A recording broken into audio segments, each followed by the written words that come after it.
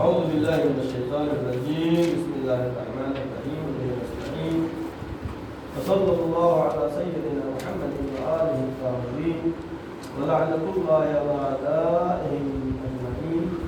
بسم اللہ الرحمن الرحیم۔ سب سے پہلے آج کی اس مبارک دن جو کہ روز جوان کے نام سے منسوب ہے، یعنی ولادت باسعادت ہم شبیہ پیغمبر حضرت علی اکبر علیہ السلام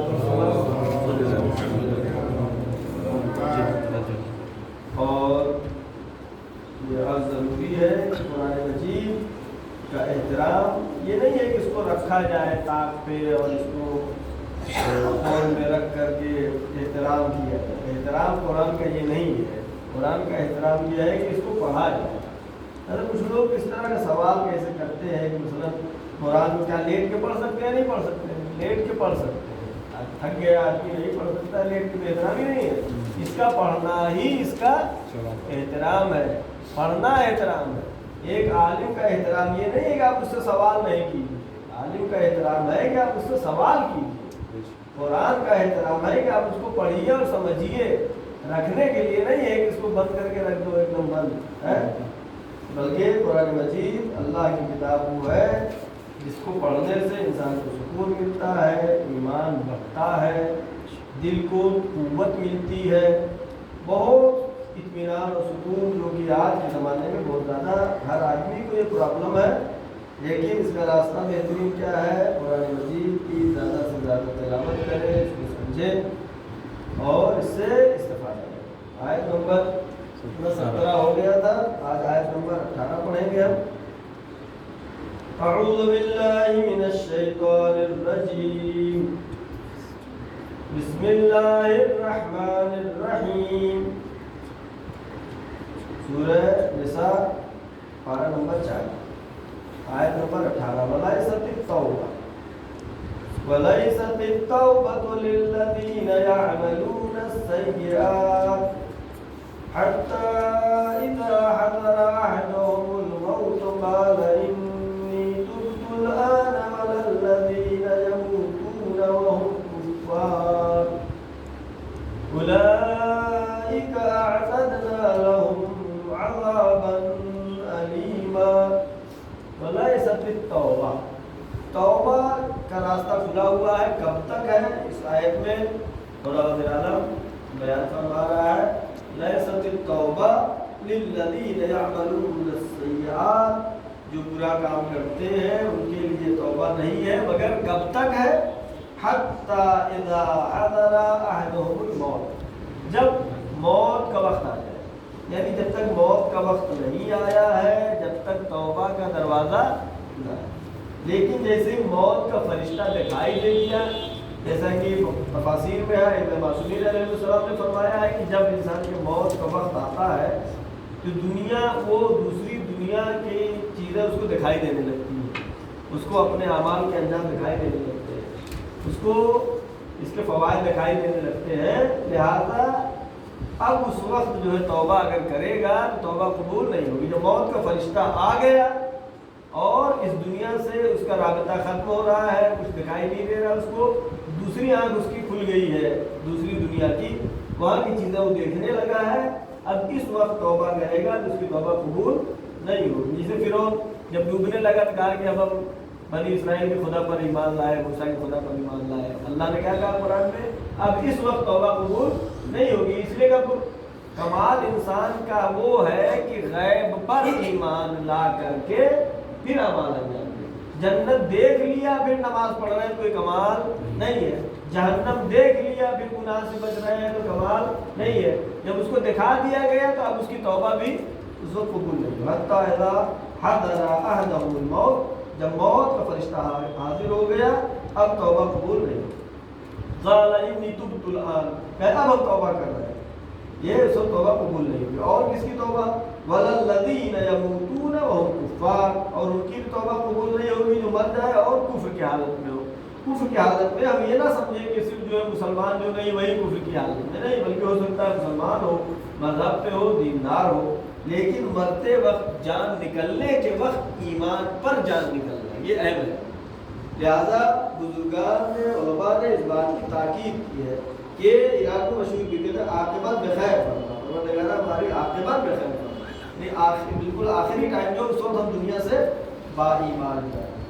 اولئک اعتدنا لهم عذابا علیما، ان کے لیے کفار کے لیے اور جو آخری وقت میں توبہ کرنے لگتے ہیں، لهم عذابا علیما، ان کے لیے دردناک عذاب ہے۔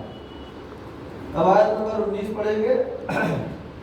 یا ایھا الذین آمنوا لا یحل لکم ان ترثوا النساء کرہا ولا تعضلوهن لتذهبوا ببعض ما آتيتموهن إلا أن يأتين بفاحشة مبينة وعاشروهن بالمعروف فإن كرهتموهن فعسى أن تكرهوا شيئا ويجعل الله فيه خيرا كثيرا یا ایھا الذین آمنوا، اے ایمان لانے والو، لا یحل لکم، تمہارے لیے جائز نہیں ہے، حلال نہیں ہے، ان ترثوا النساء کرہا، کہ تم اپنی ازواج کا، اپنی بیویوں کا میراث کا مال جو حاصل کرو کرہا زبردستی،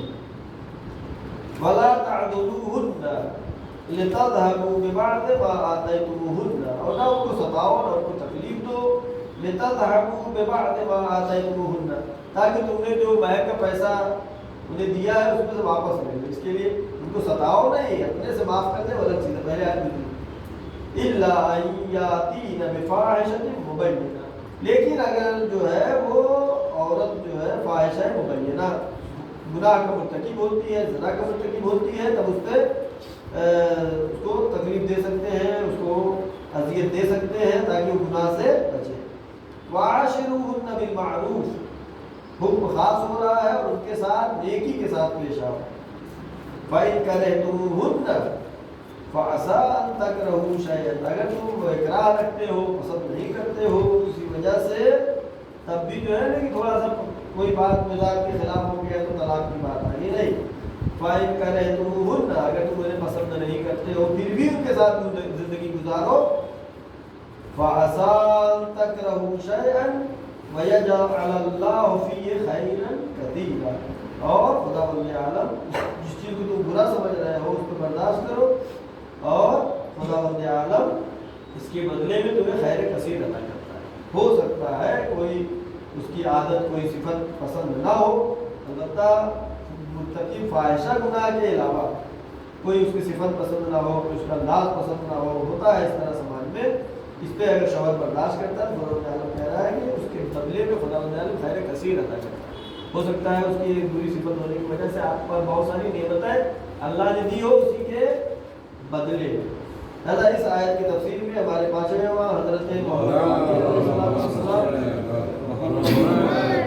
فرمایا ہے کہ ابتدائی اسلام میں، ہو سکتا ہے آج بھی ہو، کچھ لوگ شادی کرتے تھے یہ دیکھ کر کے کہ پیسے والی ہے، خوبصورت نہیں ہے لیکن پیسے والی ہے، شادی کر لیا لیکن اس کے ساتھ خوشحالی زندگی نہیں گزار رہے ہیں، اس کے بارے میں یہ آیت نازل ہوئی، لا یحل لکم ان ترثوا النساء کرہا، کہ اس کے ساتھ زندگی بھی نہیں گزار رہے ہیں، شوہر بیوی کی طرح رہ بھی نہیں رہے ہیں، خوش بھی نہیں ہے، صرف اس لیے اس کا مال دیکھ کر کے شادی کر لیا ہے اور یہ چاہتے ہیں کہ مر جائے تو اس کا میراث کا پیسہ ہم کو مل جائے، یہ صحیح نہیں۔ ولا تعضلوهن لتذهبوا ببعض ما آتيتموهن الا ان ياتين بفاحشة، اور جو ہے جو جناب ابن عباس نے نقل کیا ہے اس کی تفسیر میں کہ ولا تعضلوهن، یہ اشارہ ہے لتذهبوا ببعض، کہ کبھی ایسا ہوتا تھا کہ میراث مہر کا پیسہ بہت زیادہ رکھا، جیسے ایران میں نے ذکر کیا ہے بہت زیادہ ہوتا ہے، بہت کم ہونا بھی صحیح نہیں ہے، بہت زیادہ ہونا بھی صحیح نہیں ہے، اس لیے گزشتہ آیت ہم نے پڑھی تھی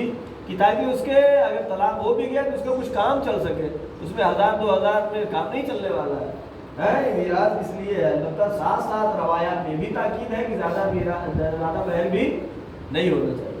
بہرحال تو اگر جو ہے کسی، یہ آیت جو بتا رہی ہے کہ کسی نے مطلب مہر اس کا بہت زیادہ ہے، اب وہ مہر کو ادا بھی نہیں کر پا رہا ہے اور طلاق بھی نہیں دے پائے گا، جب مہر نہیں ادا کرے گا طلاق بھی نہیں دے سکے گا، اور جب طلاق نہیں دے سکتا تھا تو کیا کرتا، اس کو پریشان کرتا تھا، اذیت دیتا تھا. لہٰذا آیت کہہ رہی وَلَا تَعْضُلُوهُنَّ، ان کو ستاؤ نہیں، لَتَذْهَبُوا بِبَعْضِ مَا آتَيْتُمُوهُنَّ، کہ جو مہر کا پیسہ دیا ہے وہ معاف کر دے یا وہ تمہیں واپس دے دے اگر ادا کر دیا ہے. لیکن اگر وہ زنا کی مرتکب ہوتی ہے تو پھر اس کو اذیت دے سکتے ہیں. وَعَاشِرُوهُنَّ بِالْمَعْرُوفِ، ان کے ساتھ نیکی کے ساتھ پیش آؤ، اچھائی کے ساتھ پیش آؤ. اور آگے یہ آیت جو ہے بہت اہم ہے، فَإِن كَرِهْتُمُوهُنَّ، اگر تمہیں پسند نہیں ہے، وَأَن تَكْرَهُوا شَيْئًا، کوئی چیز اس کی تمہیں پسند نہیں آ رہی ہے تو اس پہ اگر برداشت کرتے ہو تو خداوند عالم اس کے بدلے میں خیر کثیر عطا کرتا ہے. اور اس کے بارے میں ایک میں نے کسی مجلس میں حدیث بھی پیش کی تھی کہ مومن کے لیے یہ اس کے گناہ معاف ہونے کے ذرائع میں سے ایک ذریعہ ہے. اگر وہ شوہر مومن ہے، بیوی جو غیر مومنہ ہے، تو اب بیوی جو ہے اس کو ایسی مل جائے گی جس سے اسے دلی تکلیف ہوگی. یہ دلی تکلیف ہونا ہی اس کے گناہ کا کفارہ ہوتا ہے.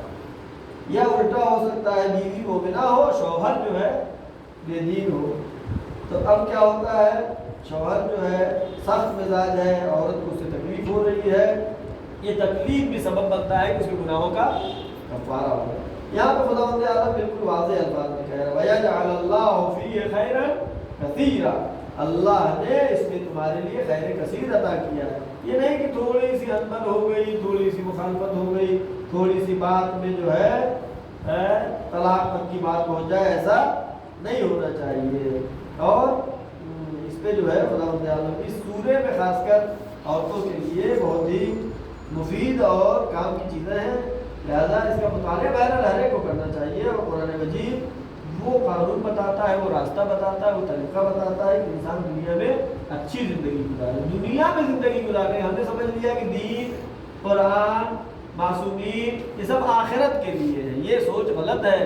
ائمہ معصومین آئے، ہم کو دنیا میں کیسے زندگی گزارنا ہے بتایا ہے، حکومت کیسے ہونا. یہ اور بات ہے کہ دنیا نے ائمہ کو نہیں پہچانا، ورنہ حکومت جو مولا کائنات حضرت علی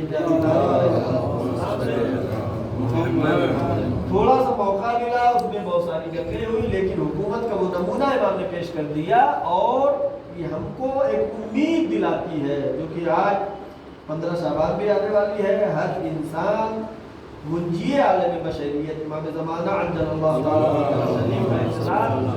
کر رہا ہے، اور وہ حکومت وہ ہوگی کہ جو قرآن اور احادیث کے مطابق ہوگی اور ہر انسان اس میں خوشحالی زندگی گزارے گا.